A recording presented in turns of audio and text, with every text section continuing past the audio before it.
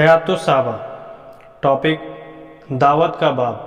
حضور صلی اللہ علیہ وسلم اور صحابہ اکرام رضی اللہ تعالیٰ عنہ کو اللہ اور رسول کی اور دعوت دینا کس طرح ہر چیز سے بہت زیادہ محبوب تھا، اور ان کے دل میں اس بات کی کتنی زیادہ تڑپ تھی کہ تمام لوگ ہدایت پر آ جائیں اور اللہ کی دین میں داخل ہو جائیں اور اللہ کی رحمت میں غوطے کھانے لگے، اور دعوت کے ذریعے مخلوق کو خالق کے ساتھ جوڑنے کے لیے کیسی زبردست کوشش کرتے تھے۔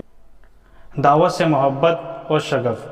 حضرت ابن عباس رضی اللہ عنہ کا ارشاد ہے اور ایک جیسی قرآنی آیتوں کے بارے میں فرماتے ہیں کہ رسول اللہ صلی اللہ علیہ وسلم کو اس بات کی بہت زیادہ تڑپ تھی کہ تمام لوگ ایمان لے آئیں اور آپ سے ہدایت پر بیعت ہو جائیں۔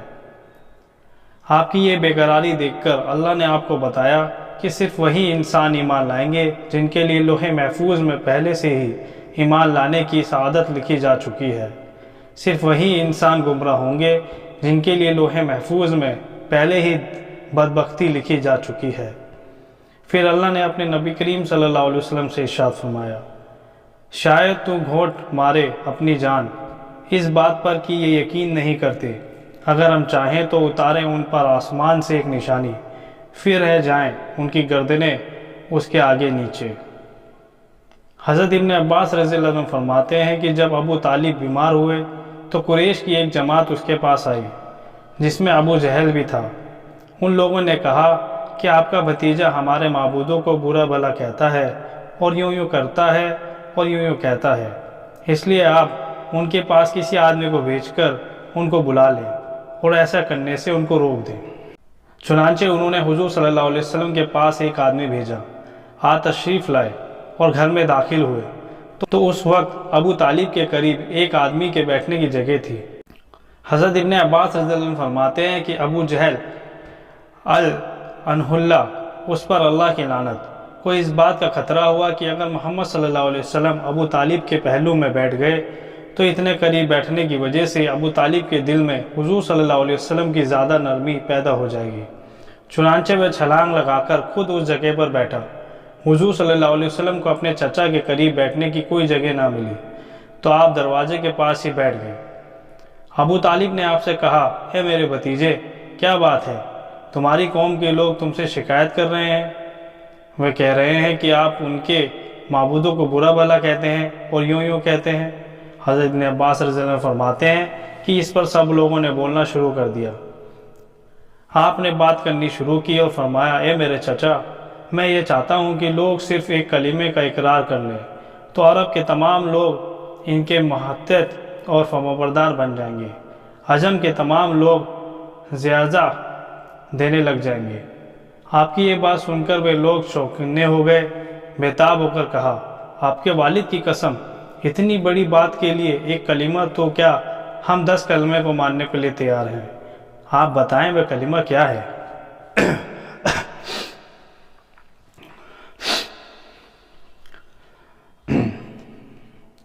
ابو طالب بھی کہنے لگے، میرے بھتیجے، وہ کلمہ کیا ہے؟ آپ نے فرمایا، لا الہ الا اللہ۔ یہ سن کر وہ لوگ پریشان ہو کر اپنے کپڑے جھاڑتے ہوئے کھڑے ہو گئے، کہنے لگے کہ اتنے معبودوں کی جگہ ایک ہی معبود رہنے دیا، واقعی یہ بڑی عجیب اور انوکھی بات ہے۔ حضرت ابن عباس رضی اللہ عنہ نے فرمایا کہ اس موقع پر آیت نازل ہوئی۔ حضرت ابن عباس رضی اللہ عنہ فرماتے ہیں کہ جب عتبہ بن ربیعہ اور شیبہ بن ربیعہ اور ابو جہل بن ہشام اور امیہ بن خلق اور ابو سفیان بن حرب اور قریش کے دوسرے سردار ابو طالب کے پاس گئے، ان سے حضور صلی اللہ علیہ وسلم کے بارے میں بات کرنی چاہی تو انہوں نے کہا، اے ابو طالب، آپ کو ہم میں جتنا بڑا درجہ ملا ہوا ہے وہ آپ جانتے ہیں، اور آپ کی بیماری کی حالت آپ کے سامنے ہے، اور ہمیں آپ کی زندگی کا خطرہ ہے۔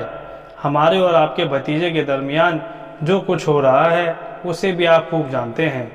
آپ ان کو بلائیں، کچھ ہماری مانگیں مان کر اور کچھ ان کی مانگیں مان کر ہمارا اور ان کا سمجھوتہ کرا دیں، تاکہ ہم دونوں ایک دوسرے کے کہنے سے رک جائیں، وہ ہمارے دین پر رہنے دیں اور ہم ان کو ان کے دین پر چھوڑ دیں۔ ابو طالب نے آپ کے پاس آدمی بھیج کر آپ کو بلایا۔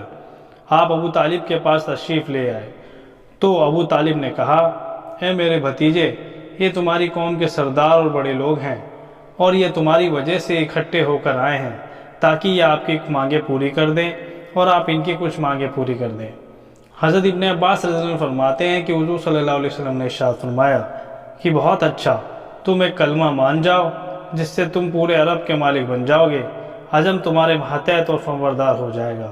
ابو جہل نے کہا، اس بات کے لیے کلمہ نہیں، تمہارے والد کی قسم 10 کلمے کو ماننے کو تیار ہے۔ تو آپ نے فرمایا، لا الہ الا اللہ کہو، اللہ کے علاوہ جن خداؤں کی بات کرتے ہو ان کو نکال پھینکو۔ یہ سن کر ان سب نے ہاتھ پر ہاتھ مار کر کہا، اے محمد، آپ کیا چاہتے ہیں کہ تمام خداؤں کا ایک خدا بنا دیں؟ آپ کی یہ بات بہت عجیب ہے۔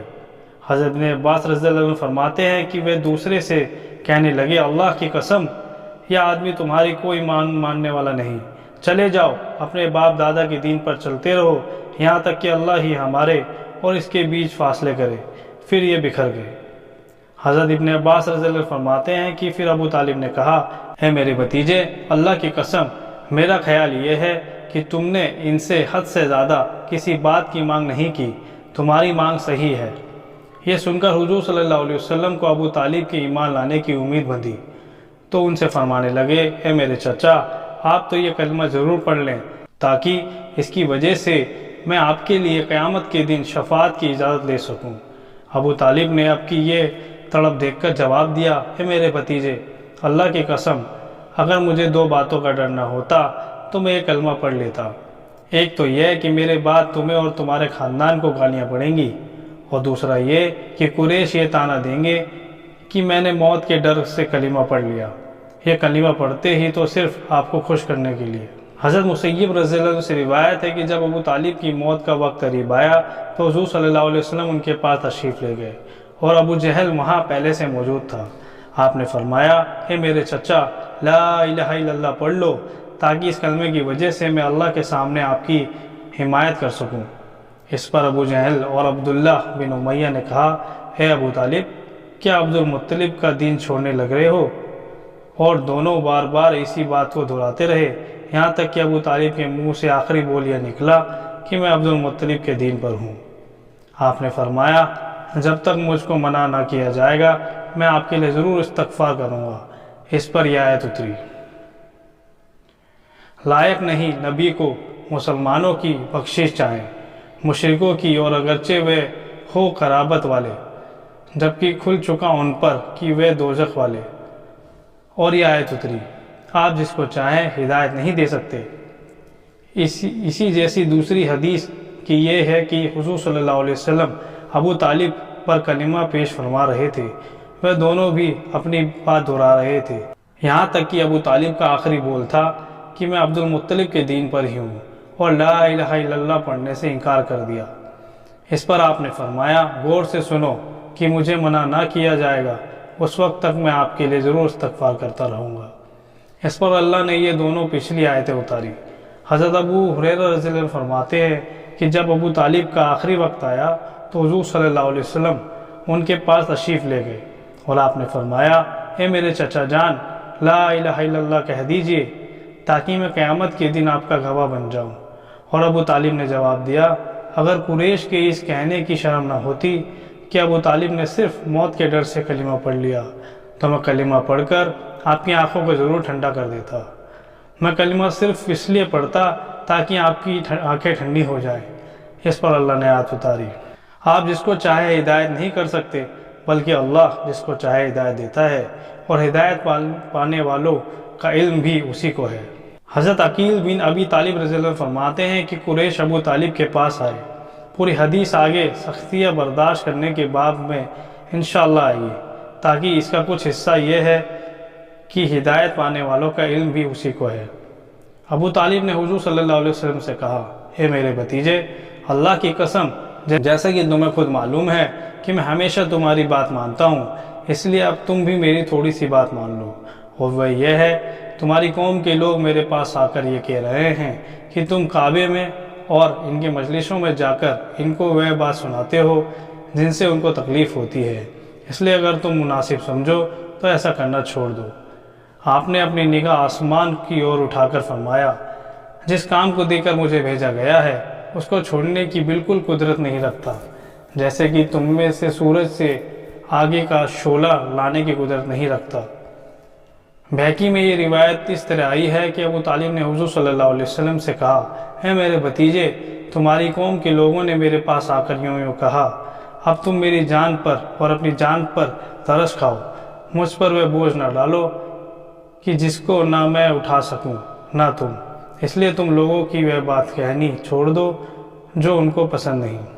یہ سن کر آپ کو یہ گمان ہوا کہ آپ کے بارے میں چچا کے خیالوں کی تبدیلی آ چکی ہے، وہ آپ کا ساتھ چھوڑ کر آپ کو قوم کے حوالے کر دیں گے، اور اب ان میں آپ کا ساتھ دینے کی ہمت نہیں رہی۔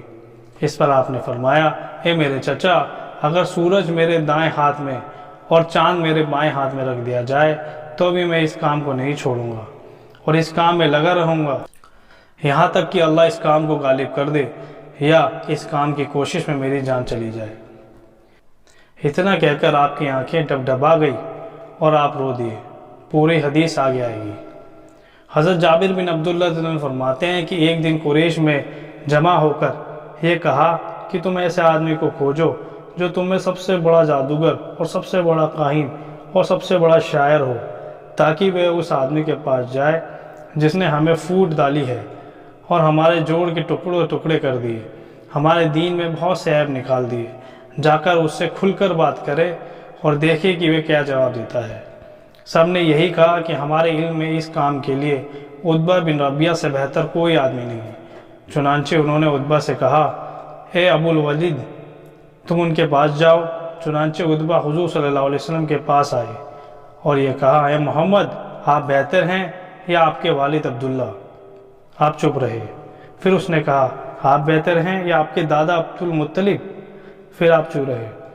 پھر اس نے کہا، اگر آپ کا خیال یہ ہے کہ یہ لوگ آپ سے بہتر تھے تو یہ ان خداؤں کی عبادت کرتے تھے جن میں آپ عیب نکالتے ہیں، اور اگر آپ کا خیال یہ ہے کہ آپ ان سے بہتر ہیں تو آپ یہ بات ہمیں سمجھائیں، ہم آپ کی بات سنتے ہیں۔ اللہ کی قسم، ہم نے کوئی نوجوان ایسا نہیں دیکھا جو اپنی قوم کے لیے نعوذ باللہ آپ سے زیادہ منحوس ثابت ہوا ہو۔ آپ نے ہم میں پھوٹ ڈالی ہے، ہمارے جوڑ کو بالکل ختم کر دیا، ہمارے دین میں بہت سے عیب نکال دیے، سارے عرب میں ہمیں رسوا کر دیا، یہاں تک کہ سارے عرب میں مشہور ہو گئے کہ قریش میں ایک جادوگر ہے، قریش میں ایک نجومی ہے۔ اللہ کی قسم، ہمارے آپس میں تعلق اتنے خراب ہو چکے ہیں کہ ہم بس انتظار میں ہیں کہ حاملہ عورت کی طرح ایک چیخ سنائی دے اور ہم سب ایک دوسرے پر تلواریں لے کر ٹوٹ پڑیں، یہاں تک کہ ہم سب ایک دوسرے کو ختم کر دیں۔ اے آدمی، اگر آپ کو مال کی ضرورت ہے تو ہم آپ کے لیے اتنا مال اکٹھا کر دیں گے کہ آپ قریش میں سب سے زیادہ مالدار ہو جائیں گے، اور اگر آپ کو عورتوں کی خواہش ہے، آپ اپنے لیے قریش کی عورتیں پسند کر لیں، 1 یا 10 سے شادی کرا دیں گے۔ آپ نے فرمایا، تم اپنی بات کر چکے؟ تو عتبہ نے کہا، جی ہاں۔